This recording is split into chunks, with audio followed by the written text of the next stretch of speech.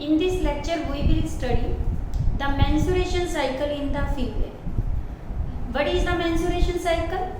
What are the phases of the menstruation cycle? And what are the changes which take place in the ovary and uterus during the menstruation cycle will be discussed in this lecture. First, what is the menstruation cycle? Menstruation cycle, it is the reproductive cycle in the female of primates. First आपको क्या बताया? menstruation cycle, it is the reproductive cycle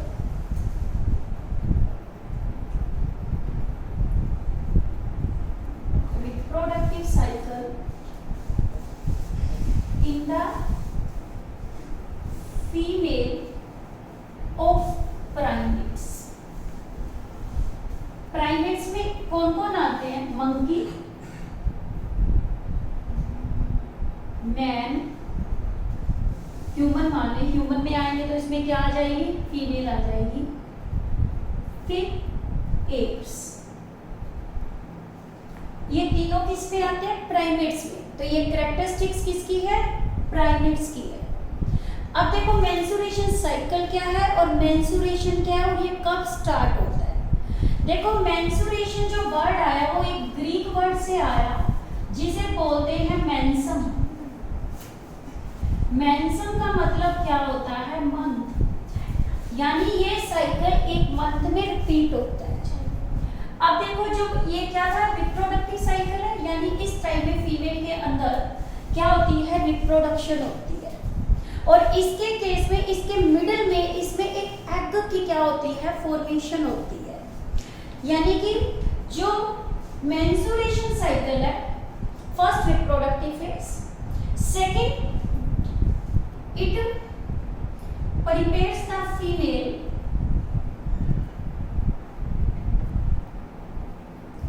for fertilisation and implantation. ठीक है, ये female को क्या करता है? प्रिपेयर करता है किसके लिए? फर्टिलाइजेशन के लिए।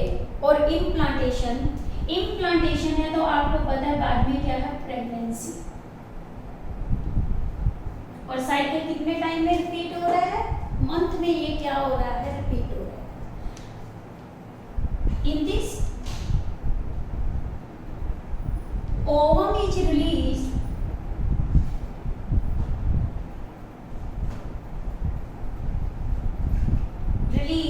in the middle of the menstruation cycle. In middle of menstrual cycle, it start at puberty.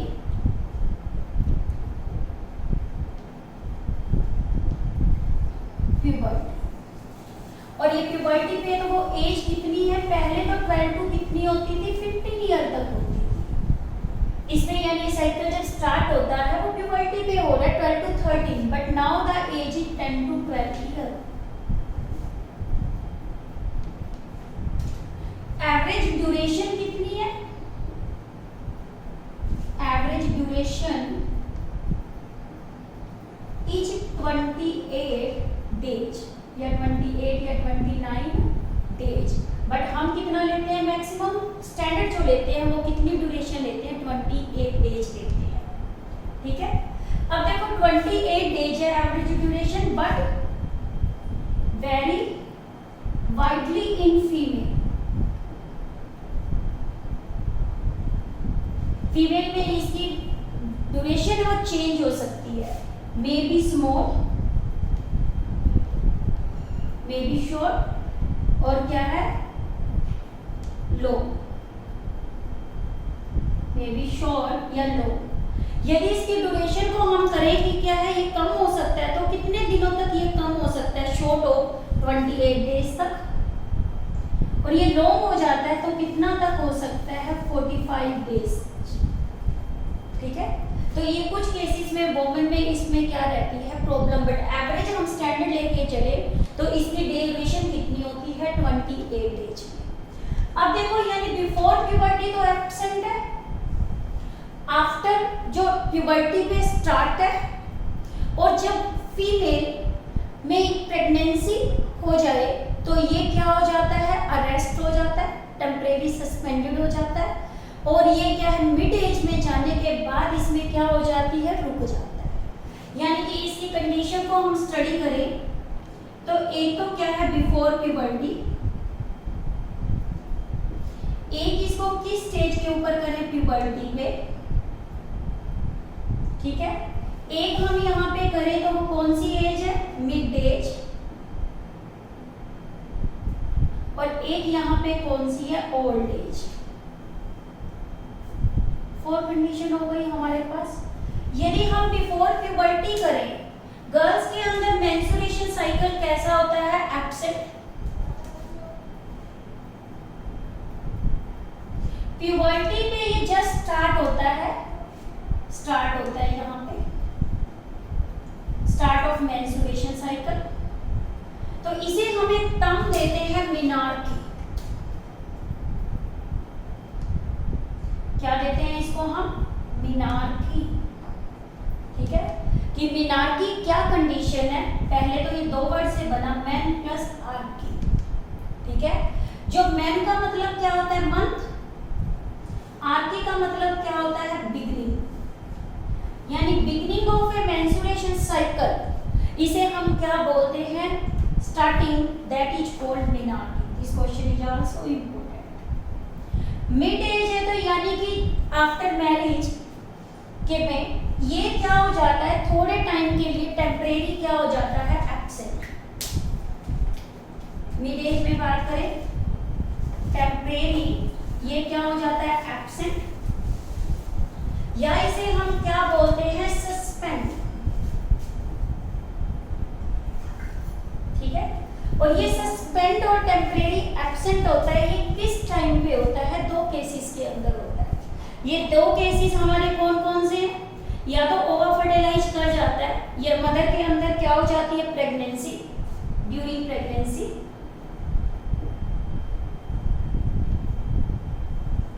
Second lactation, जब मदर के अंदर एंड ऑफ प्रेगनेंसी के बाद मिल्क की क्या हो जाती है, सक्रीशन, तो वो टेम्परेरी वहां क्या हो जाता है, एब्सेंट।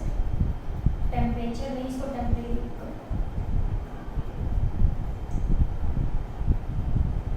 टेम्परेरी क्या हो जाएगा, एब्सेंट। बट कुछ केसेस में भी ये एब्सेंट हो जाता है ड्यू टू स्ट्रेस कंडीशन, ठीक है। जब स्ट्रेस कंडीशन हो जाती है तो भी ये क्या हो जाता है, एब्सेंट हो जाता है।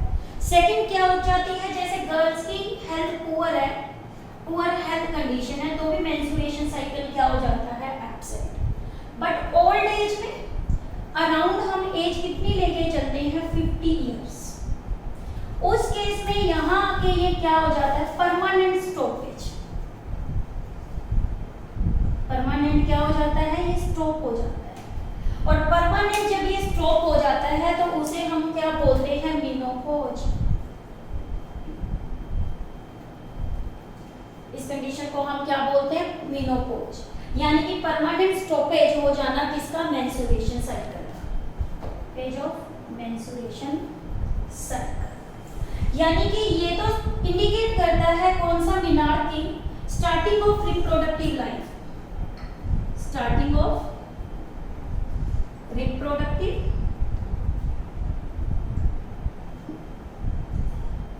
लाइफ। और जो मेनोपॉज है ये इंडिकेट करता है stoppage of reproductive life, stoppage of reproductive life. ये कितनी एज पे हो रहा है आपका, मिनार्की, ये गर्ल्स के अंदर कब होता है, 10 से लेके 12 ईयर में, नियर अबाउट, या पहले हम स्टैंडर्ड लेते थे 12 टू कितना लेते थे, 15। अब रिसेंट में हम 10 से कितना कंसीडर करते हैं, 12 पे। तो यहाँ पे तो इसकी स्टार्टिंग होती है रिप्रोडक्टिव लाइफ की, यहाँ पे क्या हो जाता है, एंड। और जब फीमेल में ये मेंस्ट्रुएशन साइकिल क्या हो जाता है, स्टॉप हो जाता है, और कंडीशन कौन सी आ रही है, मेनोपॉज, यहाँ पे ओव्यूलेशन भी रुक जाती है, क्योंकि आपको बताया इसमें ओवर रिलीज होता है, वो कब होता है, ड्यूरिंग मेंस्ट्रुएशन साइकिल और during menstruation cycle over release होता है, तो यहाँ पे क्या हो जाएगा, ओव्यूलेशन और मेंस्ट्रुएशन साइकिल दोनों ही क्या हो जाते हैं, stoppage of reproductive life, stoppage of permanent stoppage of menstruation cycle and ovulation. ठीक है, जब ये कंडीशन फीमेल के अंदर आती है जिसे हम क्या बोलते हैं, मेनोपॉज, तो ये किस वजह से आती है, एज आपको बताइए अराउंड 50 बोल रहे हैं, तो उस केस के अंदर 45 to 50 नियर अबाउट इसमें क्या हो जाते हैं, फीमेल के अंदर ओवरी में चेंजेस आने क्या हो जाते हैं, शुरू हो जाते हैं। ऐसा नहीं है कि ये एज आती है तो मेंस्ट्रुएशन साइकिल एकदम स्टॉप हो जाता है, ये साइकिल कभी भी एकदम स्टॉप नहीं होता। फर्स्ट इनिशियली इसका क्या हो जाता है, इरेगुलर साइकिल्स हो जाता है, कितने के लिए, फॉर मंथ और ईयर्स के लिए, यानी कि पहले ये मंथ में रिपीट होता है, बाद में हो सकता है कि ये 2 मंथ में रिपीट होने लग जाए या 4 मंथ में रिपीट होने लग जाए, ऐसा काफी साल तक चलता रहता है। जैसे ये 45 पे शुरू हो जाए तो 50 पे जाके क्या होता है, एंड होता है। क्या बताया, मैं रिपीट करती हूँ एक बार कि मेनोपॉज होता है ऑल ऑफ सडन नहीं होता, women have irregular cycle, women have irregular cycle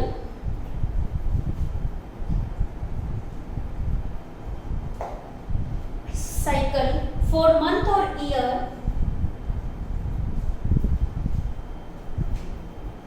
prior to menopause। ठीक है, और ये साइकिल फीमेल्स में होता है तो किसकी वजह से होता है, कई लोग तो कहते हैं हार्मोन्स की वजह से होता है कि इसके अंदर क्या है, हार्मोनल चेंजेस आ जाते हैं। कई लोग कहते हैं ओवरी में कोई फॉलिकल सेल नहीं रहती, उसकी वजह से, इसकी वजह से मेंस्ट्रुएशन साइकिल होना क्या हो जाता है, शुरू। यानी कि आपसे पूछे कोजिश इसके 2 होते हैं। कई लोग तो क्या बोलते हैं इसके अंदर, no follicle cells in the ovary, यानी कोई फॉलिकल सेल नहीं है, no follicle cell in ovary, तो भी फीमेल के अंदर ये साइकिल होना क्या हो जाता है, मेनोपॉज आना शुरू हो जाता है। और कई लोग इसके लिए क्या बताते हैं कि इसमें चेंजेस आ जाते हैं किसके अंदर, in pituitary gland, changes in pituitary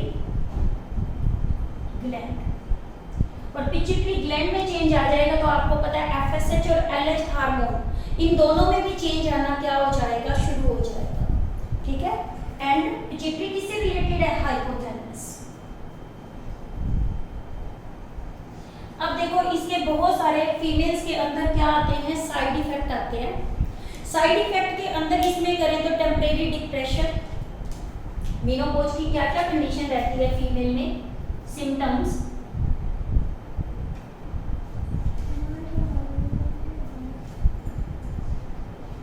क्या बताया आपको, टेम्परेरी डिप्रेशन,